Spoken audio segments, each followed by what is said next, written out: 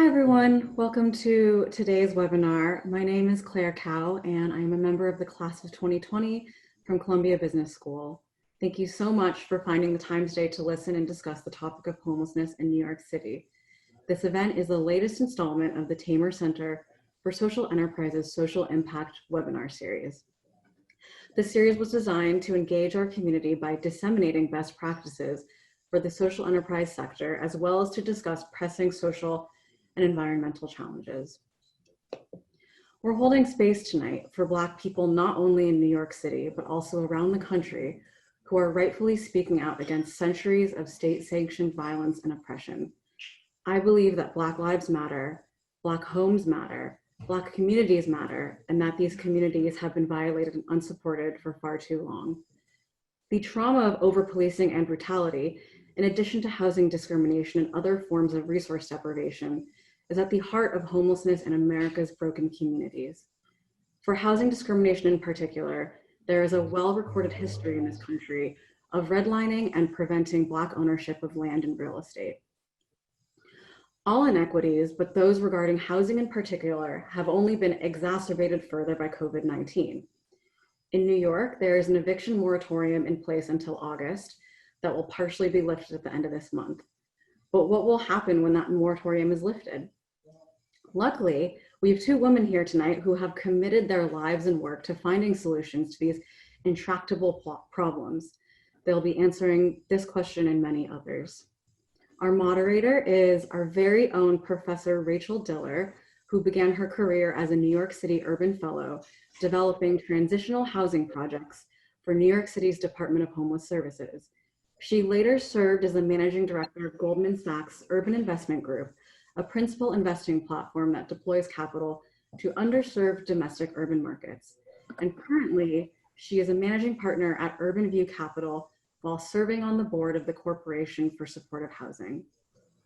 She'll be in conversation with Christine Quinn, former Speaker of the New York City Council and current CEO of the nonprofit Women in Need, which is often known as WIN. Quinn's first job was as a housing organizer for poor and homeless people, and since then she has continued extensive anti-violence community work, having at one point been the executive director of the New York City Anti-Violence Project and a member of the New York City Police Community Relations Task Force. Her work comes full circle with WIN, where the organization uses a holistic approach to helping women facing domestic violence, eviction, and other issues. So with that, I will let Professor Diller take the stage and she can begin this conversation. Terrific. Thank you, Claire, for your passionate and thoughtful remarks and for framing our discussion so perfectly today. And thank you to the Tamer Center for hosting this important and timely discussion about homelessness in New York City, the impacts of COVID-19 on the most vulnerable among us, and the systemic discrimination faced by communities of color that lead to overrepresentation among people experiencing homelessness in our city. As Claire mentioned, I'm involved with an organization called Corporation for Supportive Housing, or CSH. It's a national nonprofit organization dedicated to supporting the expansion of permanent and supportive housing linked to services for people at risk of homelessness. A quote from an article written in late March by CSH's Director of Diversity, Inclusion, and Equity and Inclusion called Pascal Leon. She writes, COVID-19 and before it Hurricane Katrina, Superstorm Sandy, SARS, and the Zika virus taught us that we're all part of the same social fabric. No matter the continent, we all belong to each other and this earth. We are all connected. However, our inability to see our interconnectedness can lead to our collective downfall. While natural disasters and disease do not discriminate, we know that people can and do. These equal opportunity calamities have a way of exposing our nation's greatest weakness bare to the world: pervasive and dangerous inequities across race, class, gender identity, and sexual orientation. These inequities are nowhere more evident than in the lives of over 500,000 people who are homeless today in our country. People in this country are homeless because of many reasons, but it stems primarily from the lack of affordable housing and poverty. Also, lack of affordable health care, domestic violence, and mental illness and addiction play roles. In New York City specifically, in recent years, homelessness has reached the highest level since the Great Depression in the 1930s. The number of homeless New Yorkers sleeping each night in city shelters is now 60% higher than it was 10 years ago. In March of this year, over 60,000 homeless people, including 14,000 homeless women, families with 21,000 homeless children, sleeping each night in the New York City shelter system. Families make up more than 2/3 of this population. Black and Hispanic New Yorkers are disproportionately affected by homelessness. Approximately 57% of head of households in shelters are Black and 32% are Hispanic Latinx. We are so fortunate today to be joined by Christine Quinn. The organization she leads, Women in Need, WIN, runs 11 transitional shelters and operates over 300 units of supportive housing, making it the largest provider of family shelter and supportive housing in New York City. Its mission is to transform the lives of New York City women and their children by providing a safe housing, critical services, and the programs they need to succeed. Christine, thank you for joining us this evening. We have a lot of topics to cover, so let's get to it. You and I are going to chat for about 25 or 30 minutes, and we'll do 20 minutes at the end to take questions from the webinar participants via the Q&A feature on Zoom. So Christine, first, as the other Rachel regularly asks her guests on the start of MSNBC interviews, let me ask you if I've explained anything wrong or in a wrong-headed way in terms of the state of the city's homeless crisis and what WIN does. No, not at all. I mean, the only thing I would add to what you said is just kind of a few more exclamation points. You know, I think we are in a crisis. We have been in a crisis of having all-time record high numbers for probably over 5 years now. And they were record high when I started it with about 5 years ago. And we're now with additional crises piling on top of us, where if we don't act, we'll end up with not a crisis, a catastrophe. Yeah. And this moment is that significant. Okay, well, I think that's a good transition to my first question I was going to ask you, which is, you know, what role, or roles plural, does racial injustice play in New York City's homelessness crisis? And how should we, go ahead. Yeah, I mean, racial injustice, racial inequity is the foundation of homelessness in New York City. I mean, as you went through in the numbers, the vast majority of the homeless are people of color in New York City. I mean, it's striking how much that is so. So what is homelessness related to? It's related to poverty. And we know that in New York City, poverty is a disease, is a condition that many more people of color are in than white people. Also, we know there's a history of poor renting, discrimination, and anti-purchasing acts by landlords. I mean, we see it every day. We can respond to it for our clients, but our clients will go look for an apartment and the landlord will say, oh, I wanted a family with smaller children, younger children. Oh, I'm only renting to small families, not big families. None of this is legal. It's all against the law. But if you're a person who's experiencing homelessness and you don't know that, you leave the apartment. Now, folks who are with us, we can advocate for them. But if there was magically no racial inequity in New York City, we would see homelessness very differently. And I think in much smaller numbers. That's the reality of it. And the reality of, you know, when women come to WIN, right out of being sent by the city, about 30% are working. When they leave WIN, it's close to 55% are working. But most moms have a limited educational background and a limited work background. That is clearly a result of racial discrimination and unequal access to educational resources in our city. And, you know, 25% of the WIN's moms have lost their job because of COVID. Because, you know, they're newest in, first out kind of a thing, last in, first out. And that's just to show how, even if you're a working person of color in New York City, it's a very tenuous position to be in. Yeah, for sure. And so how should we think about centering racial equity as we approach and address homelessness, right? Because you're talking about it being really at the core of so many of the root causes, and I know we're going to get into talking about that more. But how do you at Win, and how do we think about in terms of kind of addressing the needs from more of an emergent, the immediate needs of homeless families? In particular, you've mentioned our moms, right? And I want to make sure that that folks have a chance to understand like what the typical tenant is for you, who comes to you, and what does a homeless family in New York look like? Right.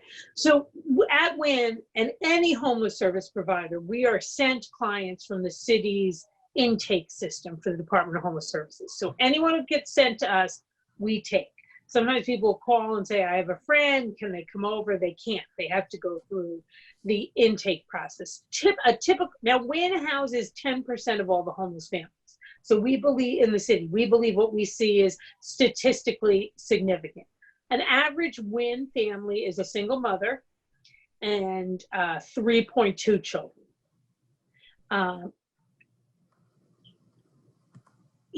30 to 50% of those moms, the moms who are work eligible, are working. So that's not kind of a universal picture that everyone, but a good percentage of those who can work are working. The average age of children at Win is a younger age. So like below 6 is typically what we have, though we do have older kids as well, but the vast majority are little children, say 6 years and under. And again, 30% come working. That gets up to 55. So there's a real desire and drive to work. We are not a designated domestic violence shelter, but 80% of our mothers have experienced domestic violence in their lifetime. And if 80 have admitted it, it's clearly 100. Wow. So that's a kind of face of homelessness. And just to, 65% of everyone in shelter tonight will be a homeless family with children. 25% of everybody in shelter tonight is 6 years of age or younger. There are more children in the New York City shelter system than there are seats in Madison Square Garden. And the face of homelessness in New York City is a single mom and a 5-year-old child. Mm. So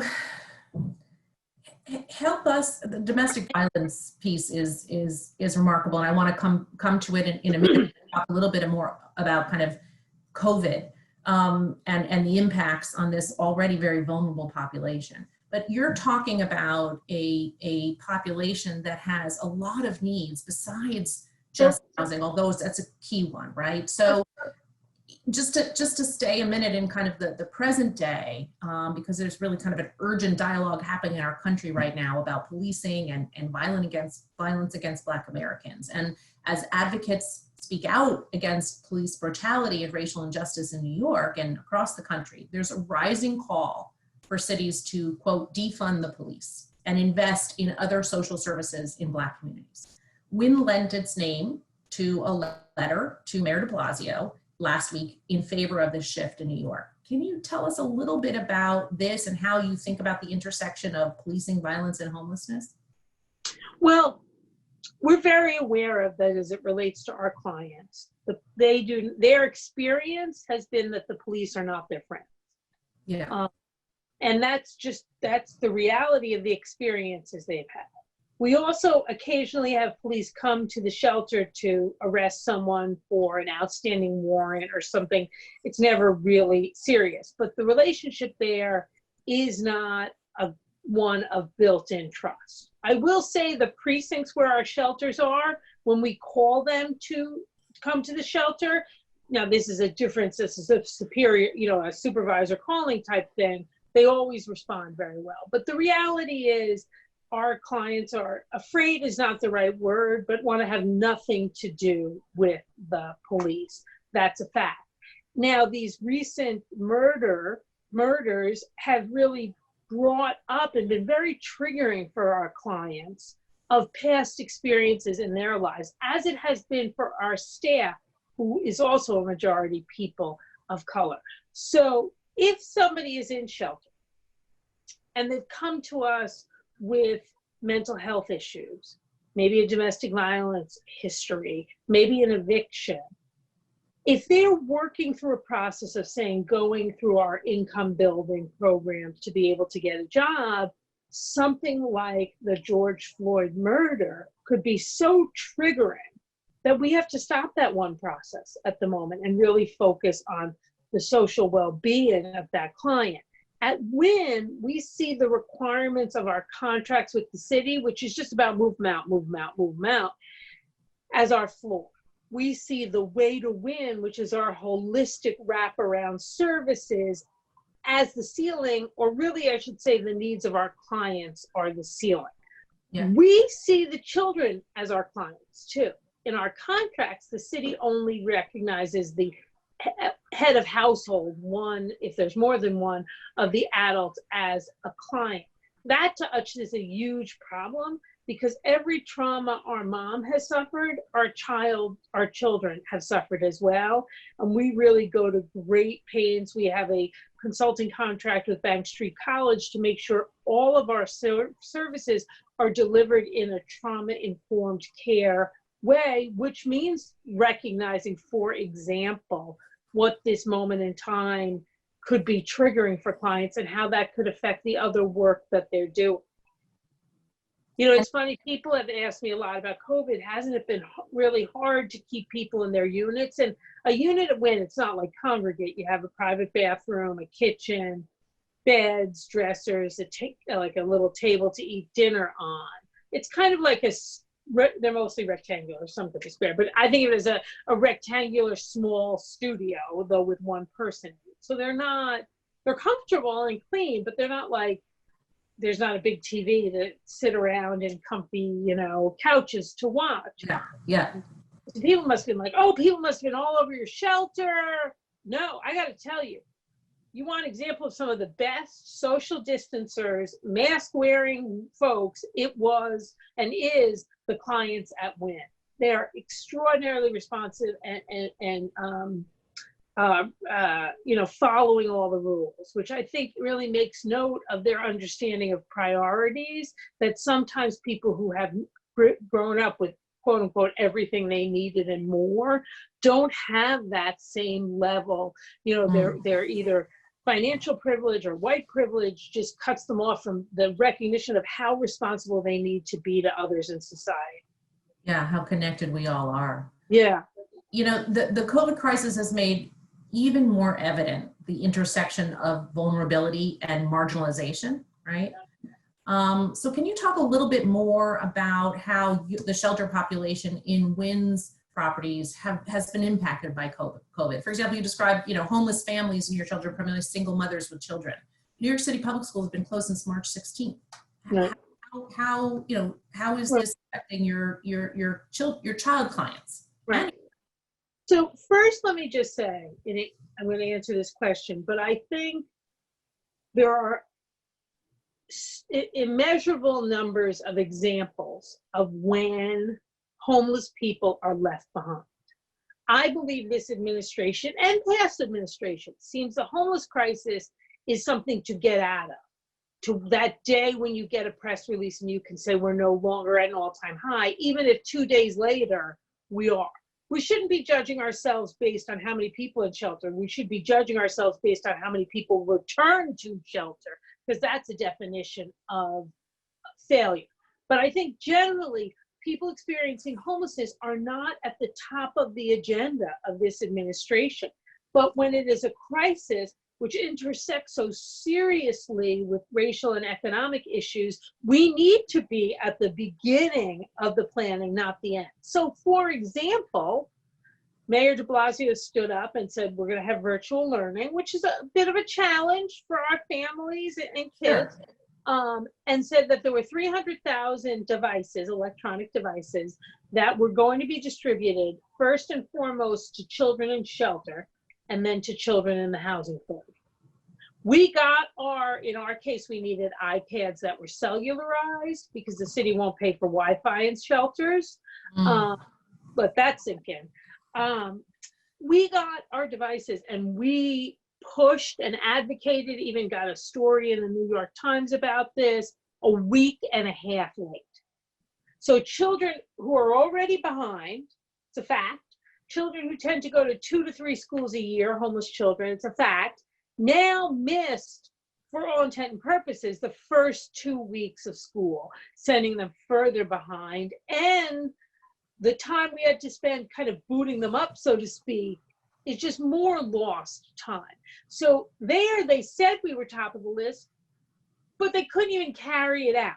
So to me, that just reflects a disdain to our children and a disdain and lack of caring about those in the most need of education getting what they needed. And I find it just disgraceful. I said to somebody, you know, it would be like, it would be funny like the Keystone Cops if it wasn't really, you know, people's real lives.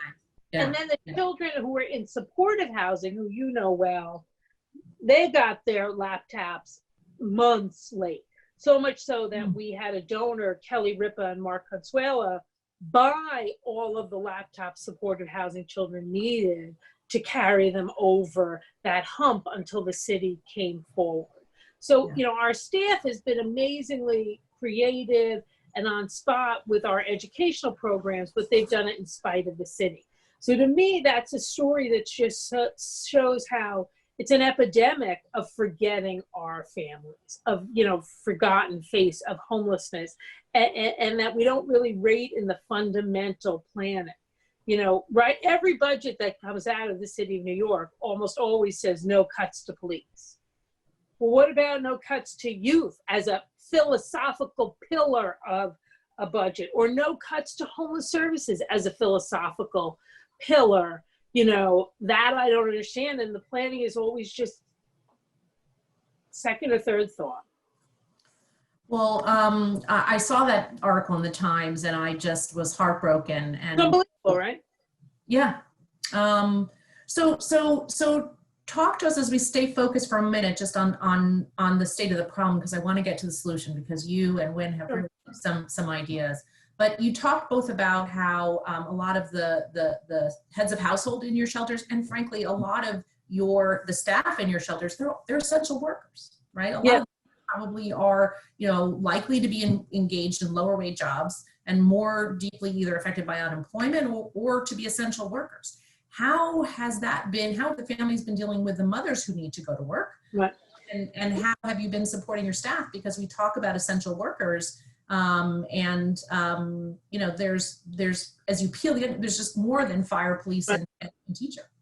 So this is again a forgetting example, right? And you know, people should be noted by who they forget and who they remember. We had to fight. Our workers, shelter workers, not just Wynn, across the board, were not immediately classified as essential workers. So there was like an advocacy nonprofit provider effort to get us, our workers, characterized as essential. So that was step one.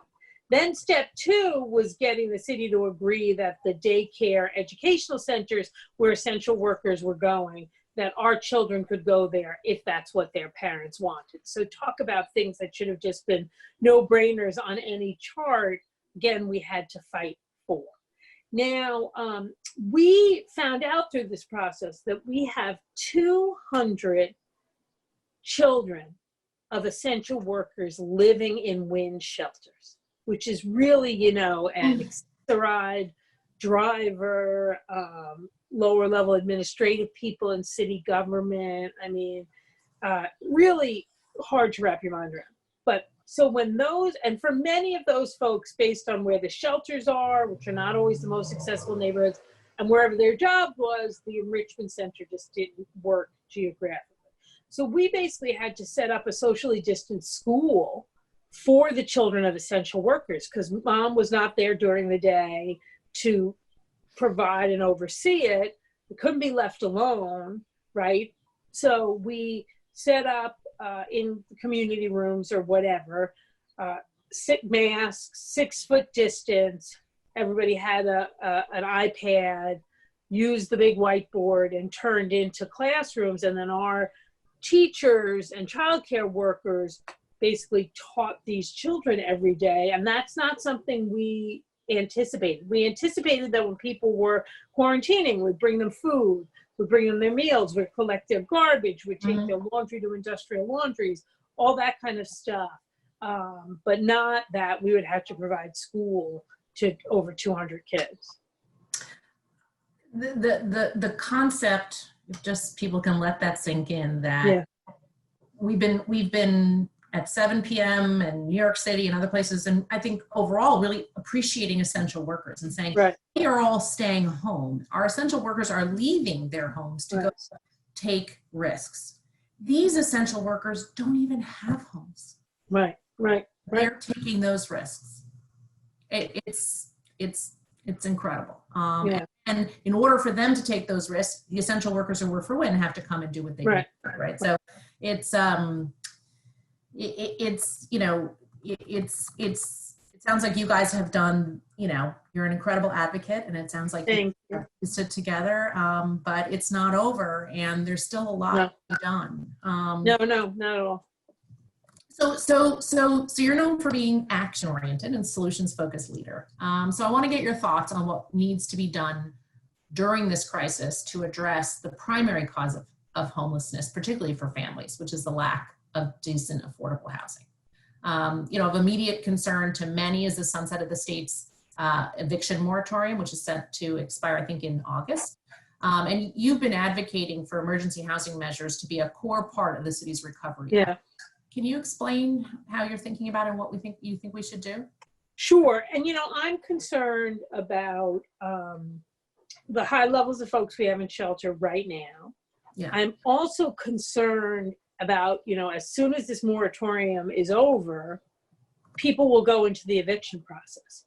So we could see a crush of people coming in, flooding the system beyond its resources. And to give you a sense, I've been at Wynn almost 5 years. I've never had more than 4 beds and 4 units empty at the same time.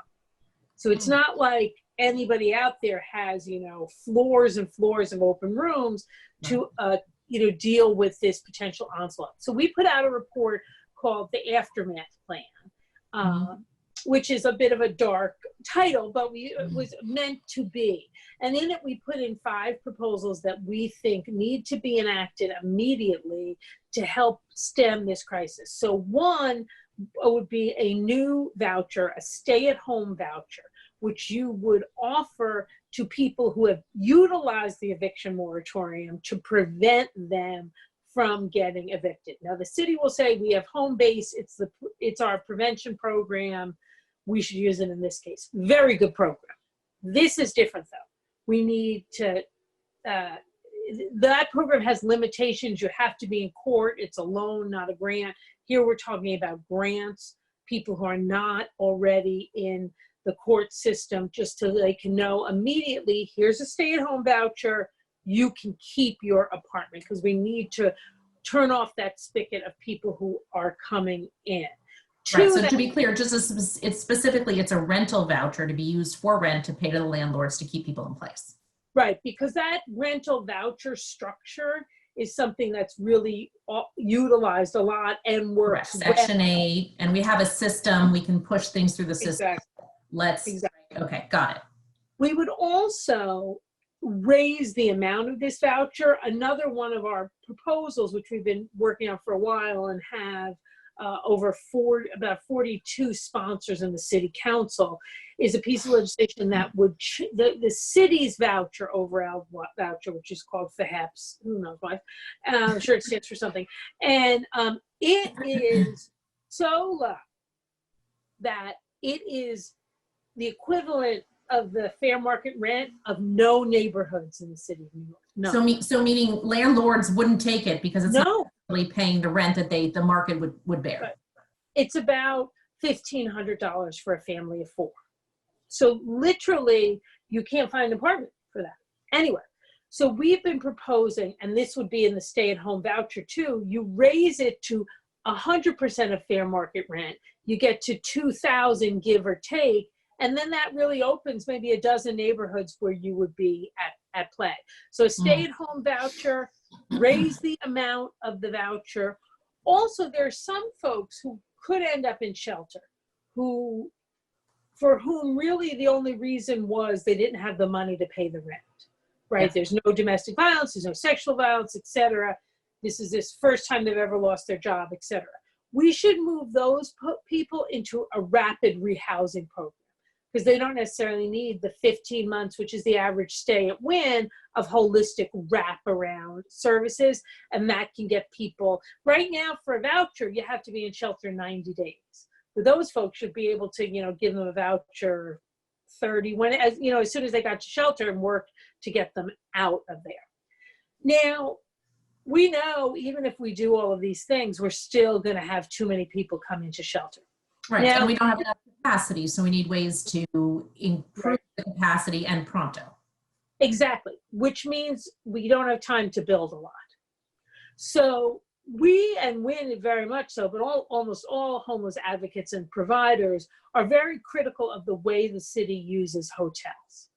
The way when they put people in commercial hotels, there is not 24-hour security, there is not social services, maybe a half a social worker or one social worker. It is not the same service delivery. So we have a little time. We have converted 5 hotels in Wynn's past into full-level tier 2 shelters. So right now, let's find hotels. They've done this for the singles that we could lease the whole hotel. We could do the rehab that's needed to create counseling rooms, a security bubble, etc., and then be prepared with tier 2 shelters that used to be hotels, not wait around and be like, oh my God, and move people into hotels without services. These would be quick conversions, fully serviced, and then you could have more tier 2, which is the technical level shelter out there. Now, you may be thinking, these are great ideas, but this lady is crazy for crazy because this is going to cost a ton. It does. Our plan, and we don't know how many people are going to opt in, so we did it at like 50% opting in, 15, 25, whatever. But our plan at its most expensive is $2 billion. If the city keeps going with the plans the way they always do it, they will spend $7 billion. So in addition to our plans being smart, effective, and preventing homelessness or reducing the length, it will save the city. Not like, people say you open a clinic, you take less people out of the emergency room, which I believe. This will right away save tons of money. Right, and so because what you're talking about, when you're talking about hotels and the fact that when the proper New York City shelter system is operating capacity, it's kind of given the system, right? Are these hotels right. People get placed? And I think what people listening to this may have known before, but certainly is very clear based on what you've said throughout this discussion so far, is that the majority of people facing homelessness have challenges beyond a lack of secure housing. And so when you talk about transitional shelter or tier 2 shelter, what you're doing is addressing all of those things. And if you're going to take people who have all of these challenges and need services and basically just put them in a room, you're not getting there, right? When a shelter is a structure. Yeah. It's a structure. So if that structure was once a Best Western, doesn't matter to me, you just got to make the first floor right with counseling and a security bubble, and then change the furniture in the rooms. What we do now is find sleazy, hotels, put people in there with no security and no services. 4 years ago, a woman and her son were sent to a Holiday Inn, I think it was in Staten Island. She was a domestic violence survivor. It's not the Holiday Inn's fault. He found her and killed her. Mm. But we could have right now go and rent that hotel and hook them up with 24-hour security. Bring in our own guard. A shelter starts with just a building. Who cares what hung on the mannequin? That's the right. marquee. Yeah, and just to make people understand, I think, tell me if this is right, what you're saying, that kind of, instead of $7 million to $7 billion, excuse me, if only, you're talking $2 billion. It's because the city is under consent decree to house people on demand. And so regardless, right. Even if there is no shelter like the kinds that you provide, they'll have to pay for them to go to these hotels that aren't really providing the services and where there are these other risks. Correct, because there's a legal mandate. New York City is the only jurisdiction in the country, though I think DC is considering it, where housing is a right, where you have to be housed every night if you're homeless. Mhm. Well, way back in the day, I won't even say what year it was, but when I was in charge of building, homeless shelters, we were in the same situation under the consent decree and needing to house people on demand. So I want to get to two more questions, then I'll open it up for the group. We've talked about the incredible challenges in general of the homeless population in your shelters, the kind of increased, stress and challenges for you and for them because of the current crisis. And then the fact that we're going to even have more people coming into shelter. And I think you also, I saw somewhere you reported that you have fewer people leaving shelter, right? So you don't, because there's not a lot of places for them to go and we're in a pandemic. So your suggestions for how to deal with the shelter system are one. The other piece of this is I'm concerned that the economic recession will impact the development of new affordable housing, which will exacerbate the crisis. How do we keep building affordable housing in this city in, now what is going to be a huge financial crunch for the city? Right. I mean, we have seen the proposals for cuts to the city's Department of Housing Preservation and Development are scary. We had a piece of property in the Bronx that another nonprofit was going to buy to do supportive housing. They just called and told us, no can do. Yes. So, that's a hit to the number. It's a hit to us, but it's also a hit to the number of supportive housing that was going to exist in the Bronx. We have a large shelter in the Bronx on city-owned property that we want to convert to supportive. I don't know when that's going to come up on the timeline now with the big. You need dollars, you need capital budget dollars, and you need operating dollars from the city. Right. So I hope in the budget negotiations and the budget activism, the cuts to the HPD's capital budget get restored. I don't really quite understand I don't understand the level of savings you generate from cutting the capital budget is so insignificant in the scheme of things. I don't know that they're getting, very much out of this, but it will slow down the pipeline. And let's step back a couple feet. The Mayor de Blasio, when I don't know if it was the second, third year, first year, whatever, but he initially announced a big affordable housing plan. And look, it's funny when you and I were doing things back in the day, if you said affordable, everyone in the room would think homeless and very low income. Now you say affordable, and it's a reality. You could be talking about middle class, you could be talking about low income, right? You could be talking about homeless. But in that first plan, there was not one unit that was affordable for people exiting shelter. Now, in a redo or re-upping or whatever of the plan, the mayor did increase the subsidy for developers for developing home, apartments that are affordable for people leaving shelter, but still none got developed. So there's the issue of the cuts, which would, undercut the existing system. But then we also have to look at the existing system, which is structured not in supported housing, but in mainstream housing on the idea of the city making it worth the developers, deal worth their time to build affordable housing for homeless by giving them subsidies. Well, we've seen that they're deep in those subsidies in an attempt to remedy this, and it didn't work either. So there's something else beyond the money, and we have to get to that. And I think, these cuts to HPD are dreadful. And I really hope they don't happen. But if they happen or they do happen, whether they do or they don't, we need to all get around a table and admit that the models we've been using have not been enough. They work it takes incredibly long to build supportive housing. As it's remarkable. And that should be able to be addressed. Yeah, and now we're getting a little inside baseball, but I think for people listening, the point you make about just stepping back is affordable means so many things, especially where rents have gone in a place like New York City.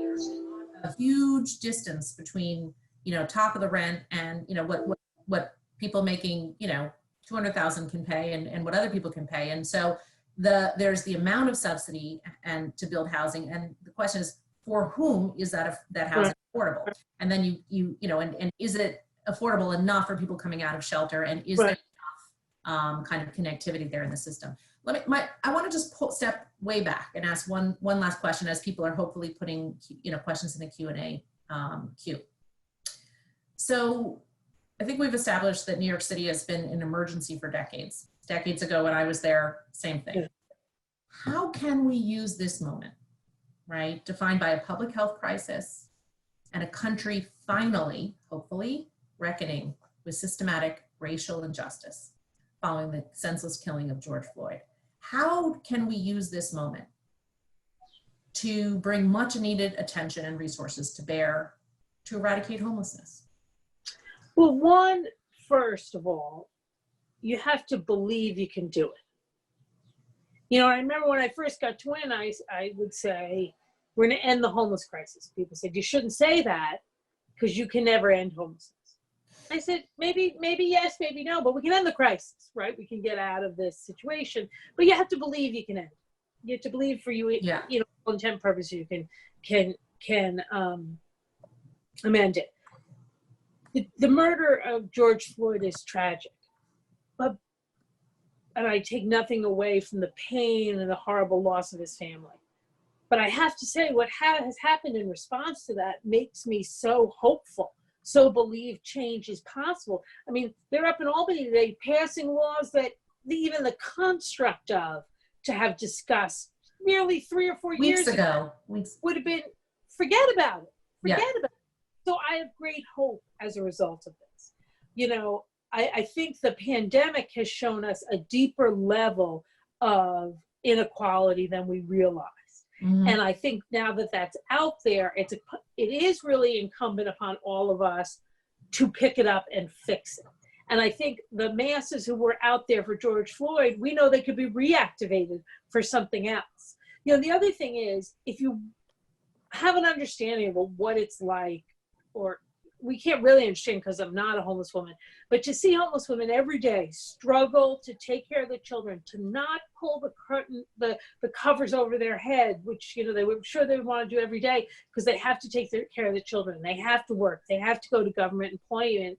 It makes me feel obligated to work even harder. And I think there is a new recognition that we all have to work together even harder. So I feel really, in a somewhat dark time in our history, feel very supported, very kind of buoyed up, if that's the right way to say it, moving forward. Yeah, I think, you know, there's no question that the interconnectedness of our lives has never been, you know, more clear. Right. Right. And I've, you know, often, you know, fantasized perhaps, you know, that maybe now, you know, people will start, like, I don't care how we get the resources we need for home to address homelessness. Let's put it in a new, you know, let's put lipstick on it and call it a public health crisis. That's what people are starting to understand. Okay, because it is. And so, you know, I think, and we're buoyed by your hopefulness. Thank you. So let's turn, without further ado, to some questions. We have some queuing. I'm going to start with the one on the top, which a few folks have liked. And it says, what would be an alternative to police managing some of the homeless issues? We realize they are not equipped, but who else? Right. It's a terrible position. It's terrible for homeless people. It's terrible for the cops. They didn't sign up to be social workers. They signed up to be cops, which is potentially another problem, but they're not social workers. So we should be employing social workers and social service workers and trained outreach workers. Like, I am the CEO of Win. I am not a trained homeless outreach worker. I could become one, but I couldn't do it tomorrow. So we should be employing trained, specialized homeless outreach workers to do this work. It is what they're trained for. It is their job. It is their skill, not paramilitary organization. Well, and doing it with the paramilitary organization, the police, has not worked. So even if you forget police controversy, the facts are it just doesn't work. And to be clear, right, the city does fund organizations, not-for-profit organizations, to do outreach, right? It's just not enough. It's not enough. And, think about the messaging here, which I hope connects back to what I was saying about homeless people being forgotten. You send the police out to get rid of them. to move them on, theoretically to get them into services. So police, who are the most powerful agency in the city, right, the most powerful entity in the city, the people with guns, were going to interact with people who they in essence are trying to get rid of, to move on, as opposed to looking at this as people we're trying to lift up. Yeah. And that's the interaction social workers and outreach workers have. And there are some, but they have to go in many cases with the police, which kind of qualifies them and, you know, makes them invisible. Yeah. Yeah. Two questions on here that really get around the same question about recidivism, which you kind of referred to. You know, what are the rates of recidivism to homeless shelters? What are the major reasons, and how do we break the cycle? So it's interesting. Sometimes people leave shelter with a subsidy. They have a housing voucher. They have, they go to the housing authority. They might be super lucky and have Section 8. So either subsidy to secure affordable housing or a placement in housing. Correct. Right. Then other people, that's a very good way to leave shelter. You have a much higher rate of success. Then there is something called family reunification, which does not sound lovely. No, it does not sound lovely, because you living with your aunt, with her children on the floor, didn't work before, it's not gonna work again. And yeah, you're gonna sign the piece of paper I give you that says the man you're going back to is not a bad man. It's ridiculous. So there's a very high rate system-wide of people returning from family reunification. The city loves family reunification. One holiday season, if you were the homeless person and you went into family reunification, you got a $500 gift card. But your family member who took you got a $500 gift card at the holiday time. So they can say numbers are down over the holidays, recognizing those people are probably going to come back in a month. So our return to shelter rate around subsidized placements is 3%. Now, our overall return to shelter, if you include the non-subsidized one, is 9%. Now, that may seem like, well, those aren't bad numbers. Why is it such a problem? Maybe other people's numbers are more, maybe not. But that's a constant pipeline in of the 9%, while you're still getting new intake. So you're never kind of catching up with yourself.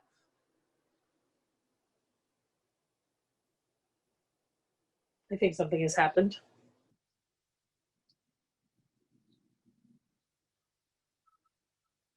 Hello?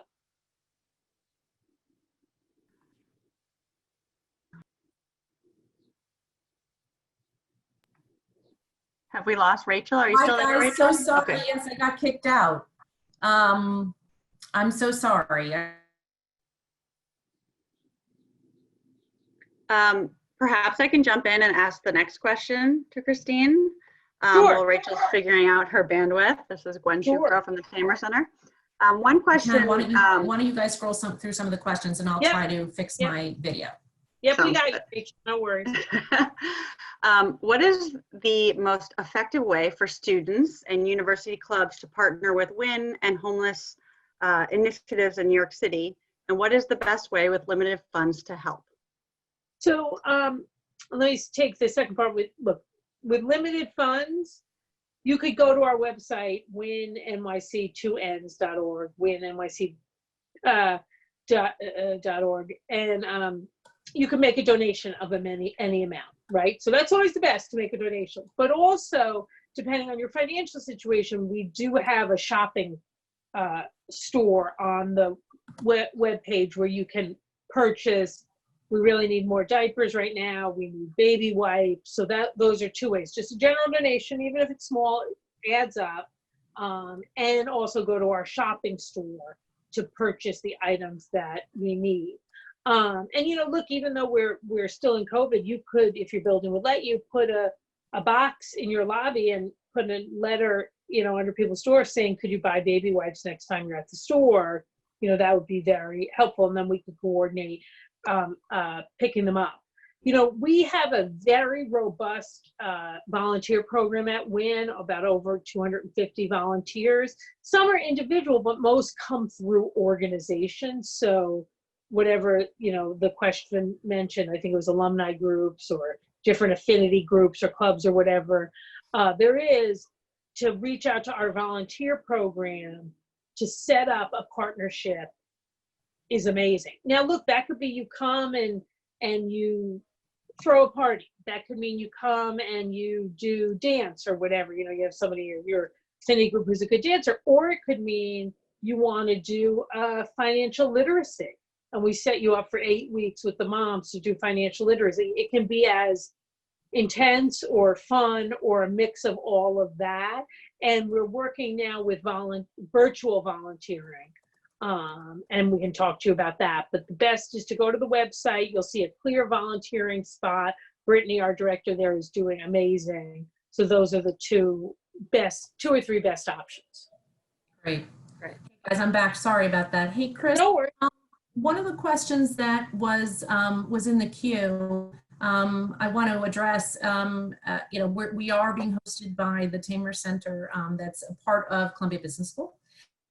And I think there are a lot of folks who are participating who are wondering, you know, we're talking a lot about government and what government has to do. How can the private sector be involved? Well, that's a great question, because, you know, at Wynn, one of the ways we're able to do the way to win the extra is through fundraising.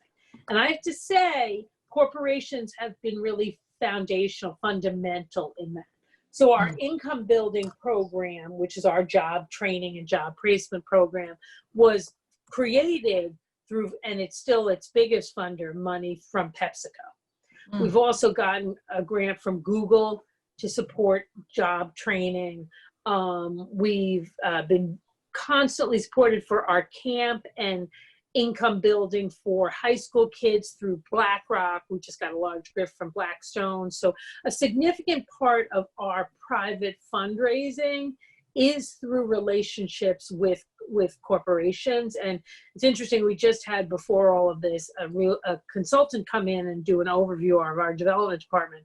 And she was surprised how much we've gotten from corporations, and said, which she said she usually doesn't say, is there was real potential additional growth there for us. So if you are a member, you know, in your working life, you're a member of the women's group, the LGBT group, the diversity and equity group, whatever, those are great events to have somebody from Wynn come and speak. Or, you know, or I'm happy to come and speak about my experience as a woman in government or an LGBT person in government. Those are a great way for us to get introduced to your company, and then they can always help us. They always lead us to other connections as well. And those interactions also, when somebody comes and speak, usually, if there's thought of a volunteer program, kicks it up. And like this, just today, we had our first year of a volunteer program with Target, and then they just gave us a $20,000 grant, which was a brand new grant. So it all filters in. Yeah, and I would just say, I mean, tell me if you agree, you know, the private sector, you've certainly outlined a number of ways in which you are and people can engage from the private sector in philanthropic efforts. And also being board members. Yeah, being board members, right? Getting involved in that way, right? So in-kind services, financial contributions. You know, I would say just, you know, I would also offer that it only a piece of the equation, but an important piece of the equation, as we've established, is the development of affordable housing. And the private sector is very involved. The financing, the investing in the development of affordable housing, because if you just step all the way back and you think about affordable housing, the fundamental problem is we have a supply and demand imbalance. We need more housing. We need more housing, and then it will become affordable. So we have, you know, ultimately we will have to build our way out of the problem, and the private sector is very engaged in that way. And often, as Chris said, not enough, right, engaged in bringing homeless families into the system. So I think in the broader, you know, industry of affordable housing writ large, there's a lot of ways in which, both on the capital side and on the built environment side, that the private sector is very involved. Absolutely. So let's see, I think we might have time for one or two more questions. Going back, I'm going to take these last two. So just going back for a minute, you talked about the holistic approach that Wynn takes. What is that approach and why is it so critical? Well, the beginning of that approach is to look at every member of the household as a client and the household itself as a client, which is different than what we're contracted to do.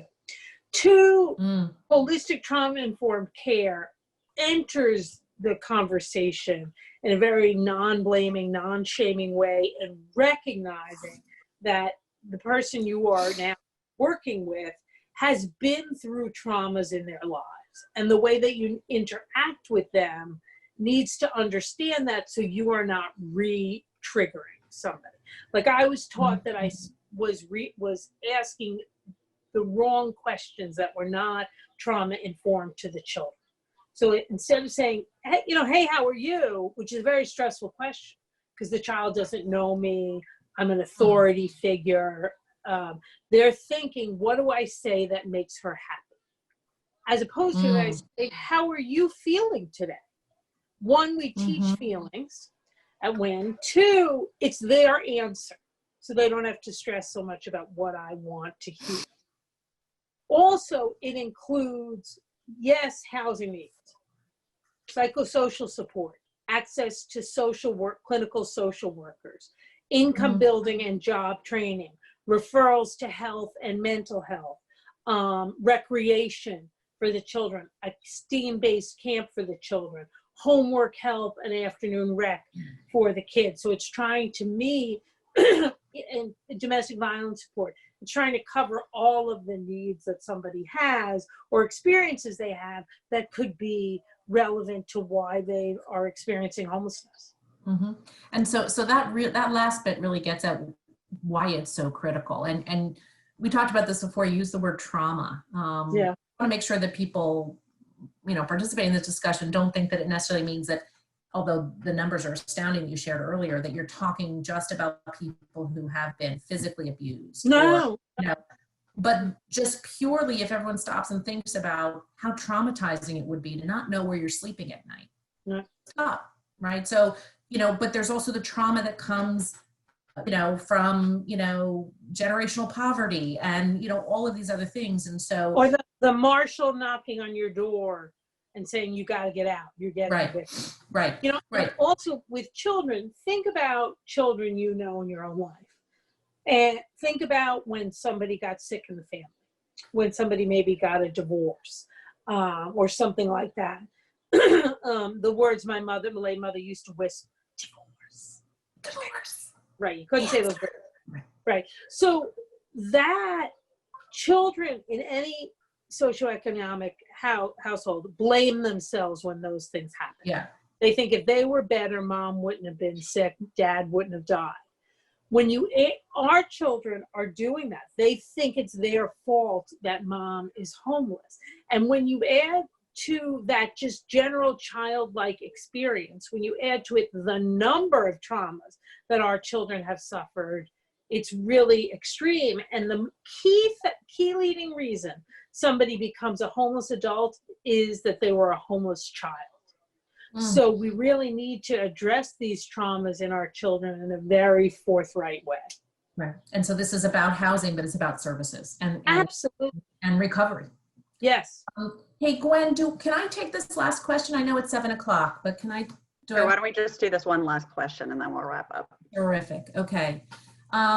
The last question is, and I think you addressed this a little bit when you at the end of the last segment, Chris, but the question reads, will there be new initiatives in responding to homelessness with the rise of this social justice movement?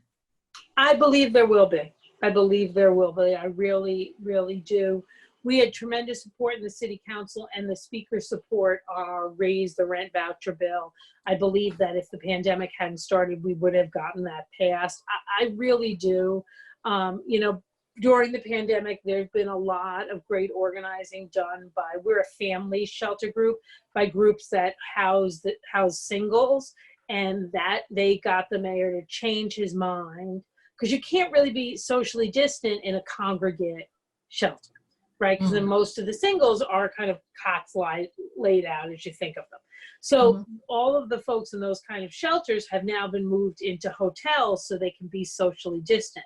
The city didn't want to do that, and it took a long time to convince them to do it, but the advocates for single homeless people would not let go.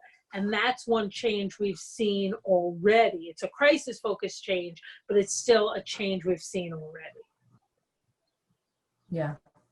Well, thank you so much. I'm going to turn it over to Gwen. I want to say that, you know, you're addressing the needs of our most vulnerable among us, and, you know, you're feeling hopeful that there's an opportunity to address some of the underlying issues around that cause homelessness as we kind of engage and continue hopefully to engage in the social justice movement is very encouraging to me. So thank you. And let me share a Gwen? hopeful thing. I just noticed on a minute Yes, or two ago, please.